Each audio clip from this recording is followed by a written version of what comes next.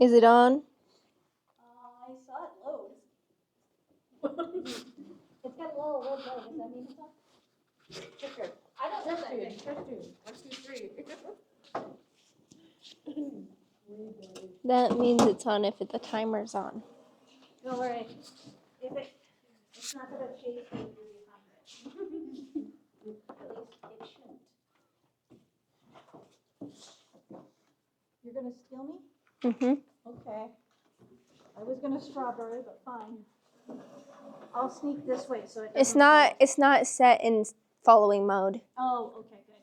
Because I don't like when it chases me. I don't trust it anymore after the one time I tried it. Well, you tried it one time and it was like going everywhere. No, it's going. It was like, is that a book? She tried it to put it in follow me mode and it was like staring at the ceiling. She's like, all right, can I sit down or do I have to? You have to write the title on there first. Oh, okay, well, I can do that. Oh, I like that background. It almost looks very creepy. That's the point.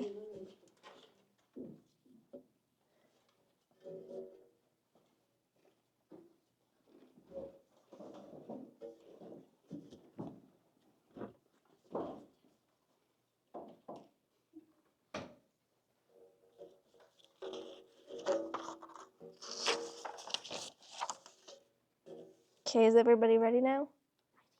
Okay. Today we're going to talk about dealing with depression.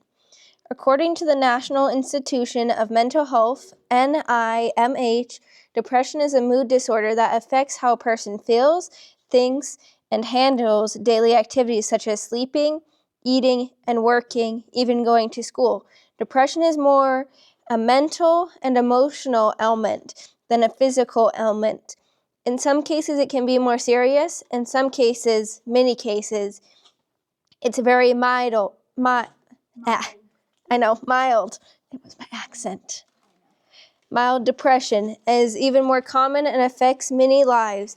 Maybe even some of us in the room today are dealing with it, but we serve a God who can get rid of these feelings and get rid of the feeling of rejection and feeling uncertain about things. He can bring peace and joy into our lives. So we're going to talk today how we deal with depression, which one of the things is letting God's peace in our lives, like my dad talked about last night. So letting God's peace in our lives is so important. Because I chose this before we even knew that he was teaching. Yeah, when we chose this together, technically, we didn't even know he was going to talk about peace. Then next night, fancy over there. All right. We're going to talk about a movie some of you may have heard before. This has to deal greatly with today's topic. Has anyone in the room ever watched Inside Out? All right, thank you for answering. And one thing you'll learn about me is if you answer questions or raise your hand for stuff, you get candy. Don't worry, it doesn't have peanuts, Tiana. And Janet. Woo! Are you trying to make her run or are you trying to attack her with it? If I turned my back, I heard. All right, so there are many key emotions in this movie. In the first movie, because as many of us probably know, there's 2 movies to this. In the first movie, you have, I don't know if it will show the arrow on there. No. Oh, wait. Where's the arrow? I'm trying to see if they can see the arrow. So, there we go. Everyone can see the arrow? Oh, you want me to make it bigger? Huh? I can enlarge your arrow. Oh, you can? Mm-hmm. 1 minute, we're enlarging the arrow. I gotta escape for a second. Okay.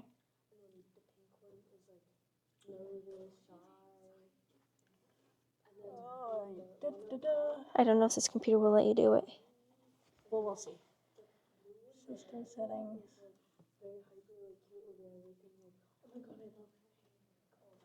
I can't see.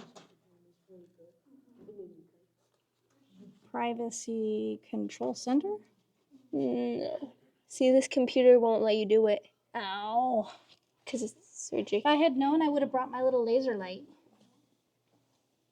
Oops, that's my school assignment. If you had told me you needed an arrow, I would have brought my laser light. Well, I do have an arrow in my bedroom. That's a moon, not an arrow. No, I have a teacher arrow. Oh, the pointer stick. All right, anyways, most of you can see it unless you're blind. I'm blind. I can't see. Don't worry, I can't see the arrow barely either because I need better Right glasses. now your arrow is pointing by anxiety. I know. All right, anyways, in the first movie, you have joy, anger, sadness, which we learn later is a key emotion, which we're going to talk about a lot tonight. We have fear and disgust. So a lot of these emotions are typical children emotions when you're like the ages 0 to 12. And then you have your new emotions, which you get when you're about 12 to 18. You have, which you still keep throughout your adult life, right? You still deal with anxiety and envy and stuff like that. You're the older person here, so I'm asking you. I'm the old lady in the Huh? room. What? I have a question. Yes? You said 0 to 4. How are we 0? How do we Like, turn it? like when you're born to when you're 12.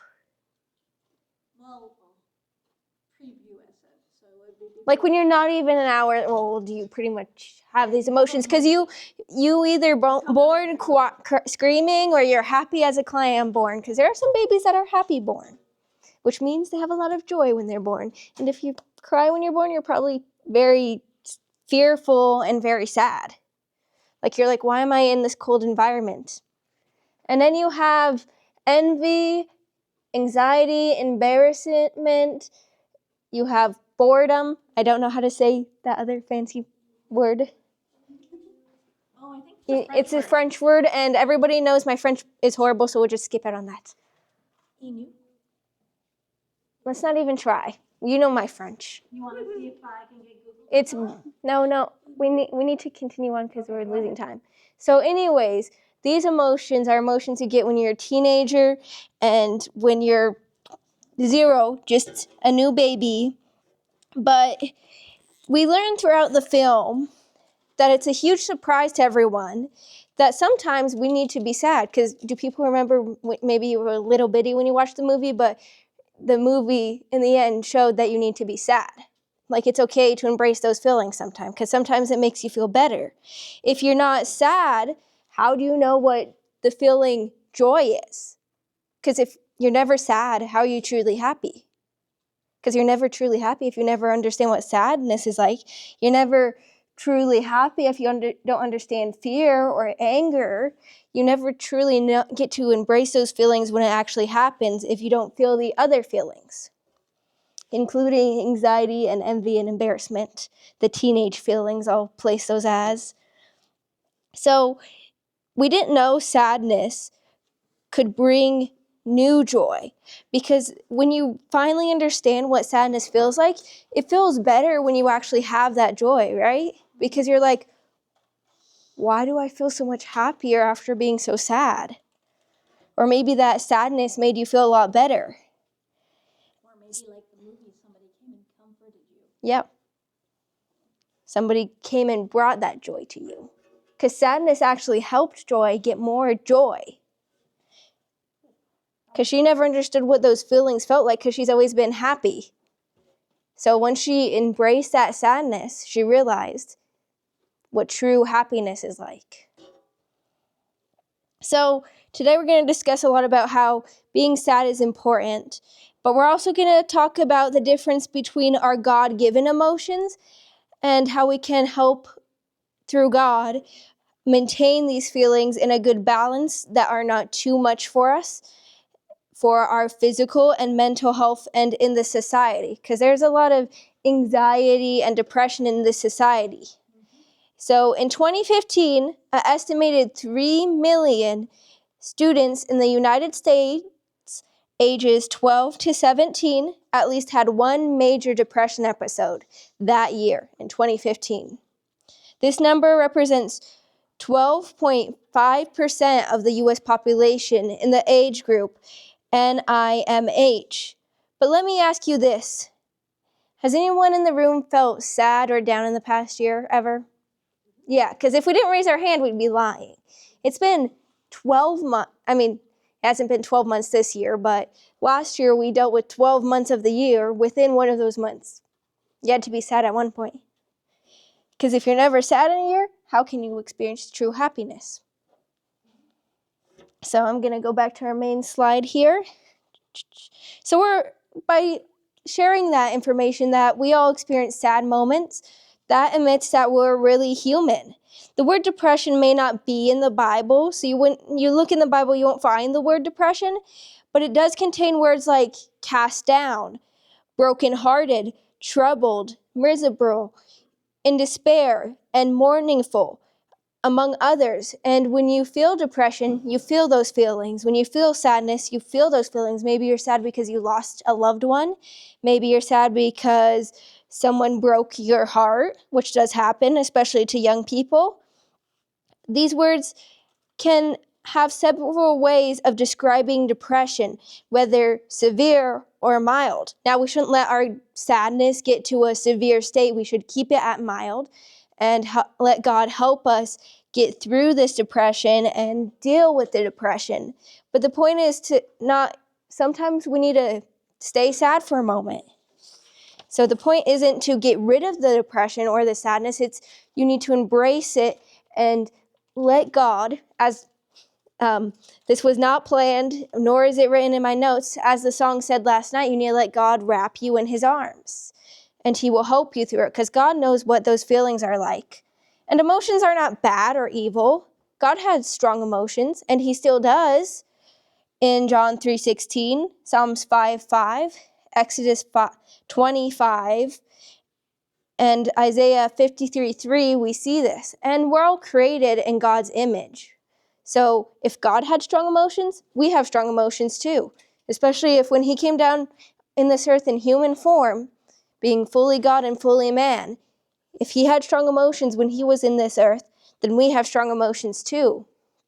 The Bible reveals the emotional struggles of some amazing men and women of God. Even Jesus expressed how deeply he hurt for others. What's the shortest Bible verse in the Bible? Anybody remember? The smallest Bible verse. Like, what's the smallest verse? Jesus wept.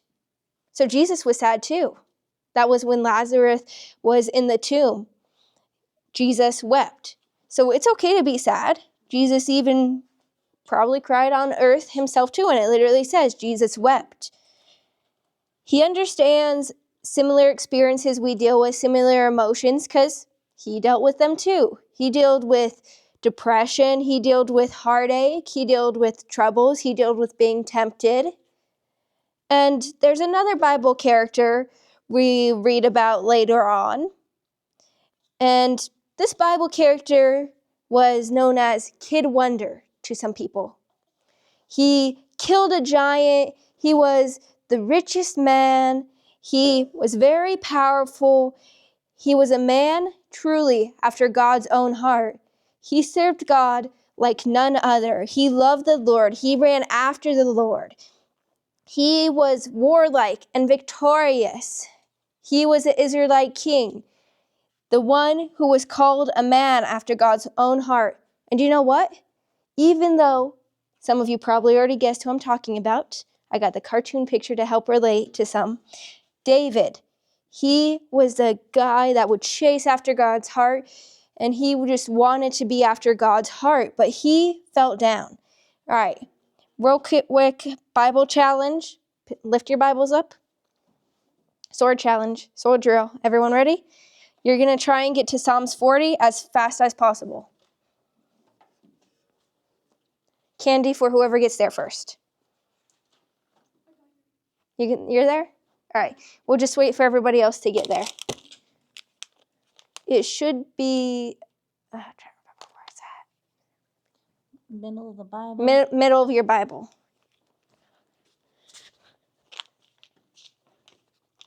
The pages will be different on each Bible, though.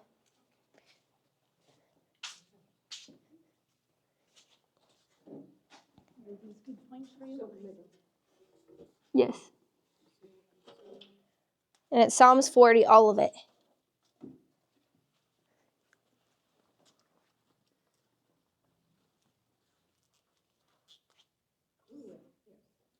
And you are going to want to mark this page down. So if you have a mark that you can put in your page or something, because we are going to go back to it at the end.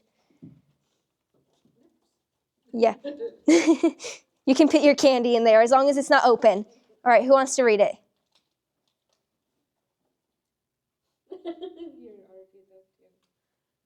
You want to read it? Go ahead. Mm-hmm. If you want to split it up between people, you can do that too. Yeah, like one verse each. Yeah.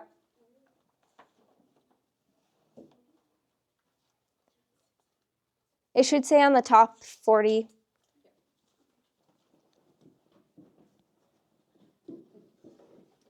It's no worries about taking time to find it. The Bible has a lot of passages, so it can be hard to find verses.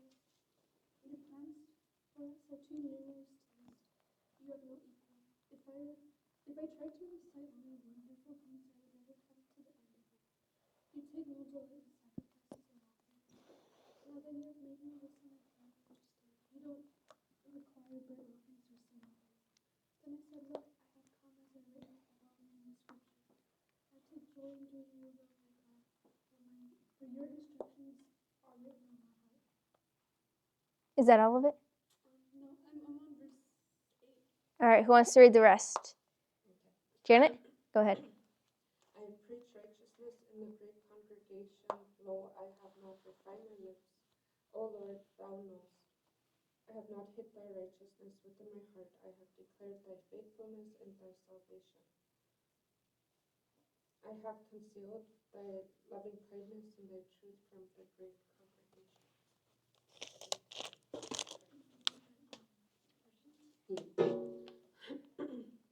Withhold now thou tender mercies from, O Lord, let thy loving kindness, thy truth continually preserve me. For innumerable evils have compassed me about. My iniquities have taken hold upon me, so that I am not able to look up. They are more than the hairs of my head. Therefore my heart failed me. Be pleased, O Lord, to deliver me. O Lord, make haste to help me. Let them be ashamed and confounded together that seek after my soul to destroy it. Let them be driven backward and put to shame that wish me evil. Let them be dissolute for a reward of their shame that say unto me, Aha, aha. Let those that seek thee rejoice and be glad in thee.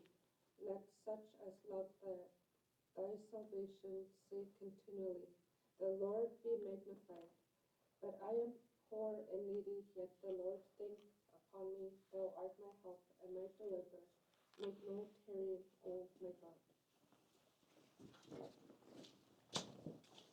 Thank you, both of you. Thank you. Do more nibbles. Just a little joke before we get back into seriousness.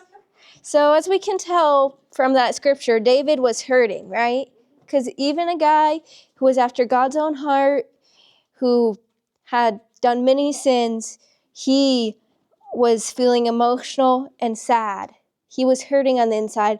David's songs and prayers express a wide range of emotions. We hear about stories about how he would be leaping and jumping in the city, sometimes so much so that his clothes would almost fall off. And there's even a song that was written after him that talked about when the Spirit of the Lord comes upon your heart, you will dance like David danced. And so many know of him as a joyful king who they think him as always joyful and praising the Lord, but he still had sad moments, so it's okay to be sad. There might be days when you feel like nobody cares, hears, or understands, or you may feel lonely. But when you leave this place today, I want you to know one thing for sure. God cares deeply about you and your emotions. David realized when he felt sad and alone and like nobody else was there, he knew God was always with him and God always cared about him. When Saul was literally hunting him to kill him, when he was anointed to become the next king, he reminded himself that God was with him. And he still continued on, even though he felt like he probably thought that he would never be the next king because he thought he was going to be murdered by the present king, who was like, whoever this man is, I am going to kill him. And he knew David because David played the harp for him.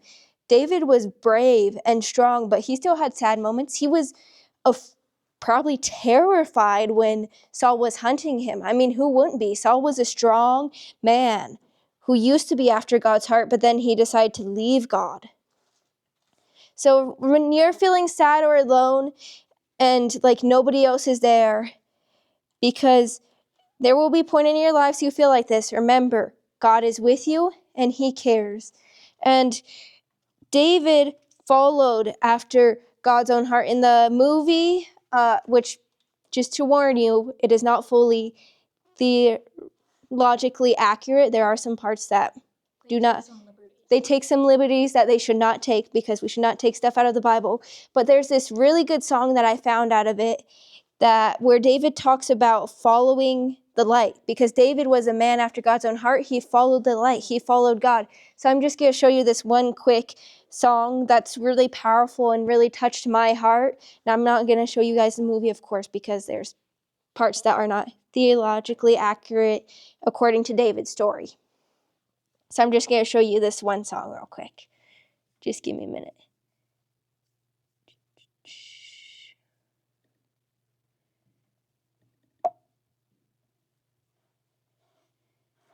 Work today. Stupid ad. Wait. Oh, it's not showing on the screen.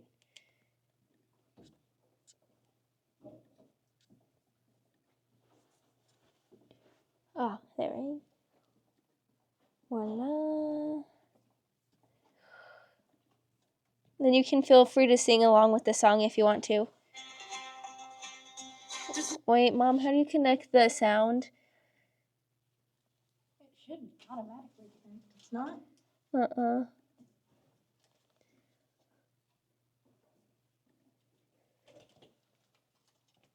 Okay, think it. There we go. When I'm searching for the answer, in the moment I'm afraid. There's a whisper in the wind, and a story in the sky.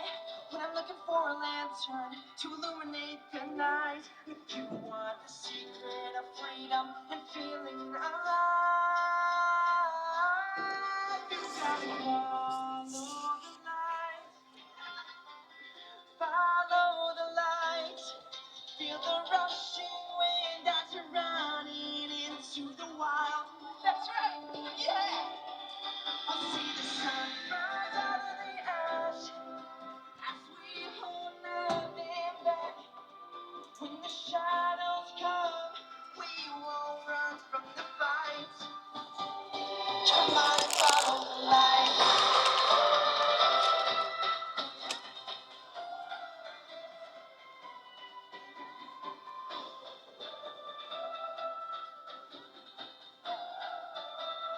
Come on and follow the light.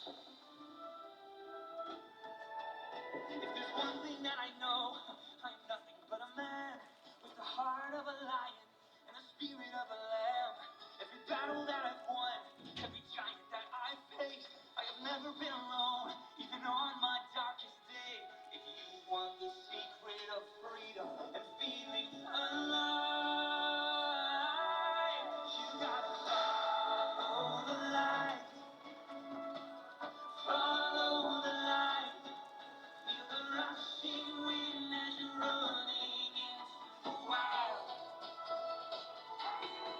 When we see the sun rise out of the ash, we hold nothing back. When the shadows come, we won't run from the fight.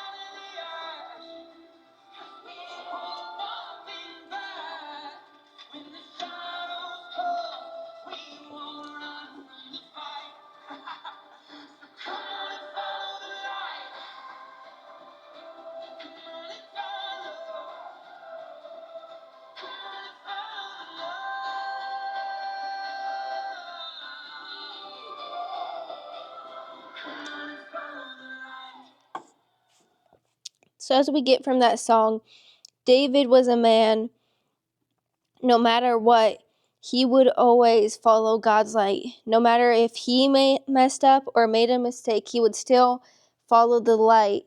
Even after he committed adultery with Bathsheba, I believe that's her name, yes.